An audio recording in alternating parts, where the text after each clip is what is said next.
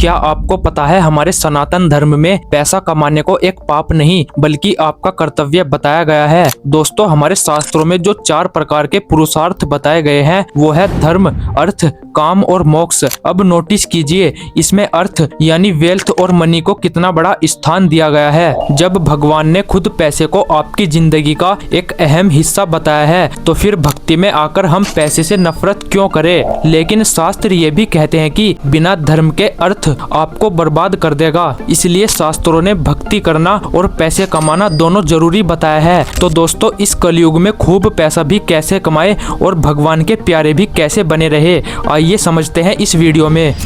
दोस्तों, सबसे पहले मुझे एक बात बताओ, क्या भगवान की भक्ति करने के लिए या एक अच्छा इंसान बनने के लिए आपको गरीब रहना जरूरी है? क्या भक्ति करके पैसे कमाना कोई पाप है? हम में से बहुत से लोगों के दिमाग में ये गलत फहमी बैठा दी गई है कि अगर हम भक्ति के रास्ते पर है या स्पिरिचुअलिटी के रास्ते पर है तो हमें पैसे से नफरत करनी चाहिए। लेकिन सच तो ये है कि भगवान कभी भी ये नहीं कहते कि मेरी भक्ति करो और पैसे मत कमाओ, बल्कि हमारे शास्त्रों में तो साफ लिखा है कि कर्म करो और ऐश्वर्य पाओ। इसलिए मैं कहता हूँ हम सबको एक कर्मयोगी भक्त बनना चाहिए। कर्मयोगी भक्त का मतलब है यानी वो इंसान जो इस दुनिया की सुख सुविधाओं और पैसे का इस्तेमाल तो करता है पर उसे अंतिम सत्य नहीं मानता। वो इस दुनिया की सुख सुविधाओं में फंसता नहीं है, बल्कि वो जानता है कि ये सब टेम्पररी है। लेकिन वो ये भी जानता है कि इस दुनिया में बिना पैसे के सरवाइव करना नामुमकिन है। चाहे आप भक्ति के मार्ग पर चले या गृहस्थी के मार्ग पर, हर जगह आपको साधन यानी रिसोर्सेज की जरूरत पड़ेगी ही पड़ेगी। इसलिए माया को अपना गुलाम बनाओ, ना कि उसका गुलाम बनो।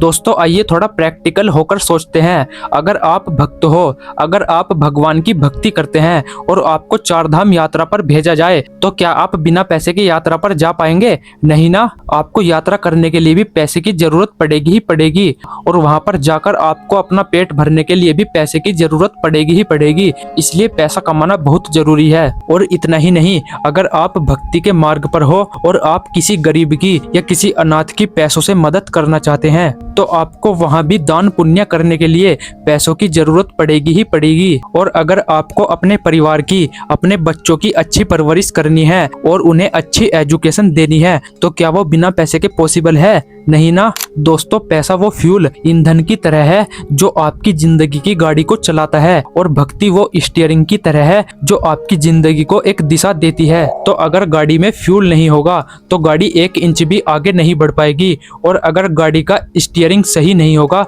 तो गाड़ी में चाहे जितना फ्यूल भर लो, एक्सीडेंट होना तय है। दोस्तों, हमारे यहाँ एक बहुत ही पुरानी और सच्ची कहावत है, भूखे पेट ना होए गोपाला, ये लो अपनी कंठी माला। यानी बात साफ है दोस्तों, खाली पेट तो भजन भी नहीं होता, तो दुनिया बदलने की बात तो बहुत दूर है। जब तक पेट में रोटी नहीं होगी तब तक दिमाग रोटी के बारे में ही सोचेगा, भगवान के बारे में नहीं। सनातन धर्म हमें गरीबी का नहीं बल्कि संतुलन का पाठ पढ़ाता है। इसलिए पैसा कमाना कोई पाप नहीं है, बल्कि धर्म के अनुसार कमाया गया अर्थ एक पुरुषार्थ है। लेकिन एक बात याद रखना, जब तक पैसा आपकी जेब में है तब तक वो वरदान है और जब वो पैसा आपके सर चढ़ जाए तब वो अभिशाप बन जाता है। इसलिए खूब मेहनत करिए और अपने काम में एक्सीलेंस लाइए, धन कमाइए, लेकिन उसको सिर्फ अपने सुख के लिए नहीं बल्कि अपने परिवार, समाज और धर्म की सेवा के लिए इस्तेमाल कीजिए। माया को ठुकराना ज्ञान नहीं है बल्कि माया का सही उपयोग करना ही असली ज्ञान है। इसलिए भजन भी करिए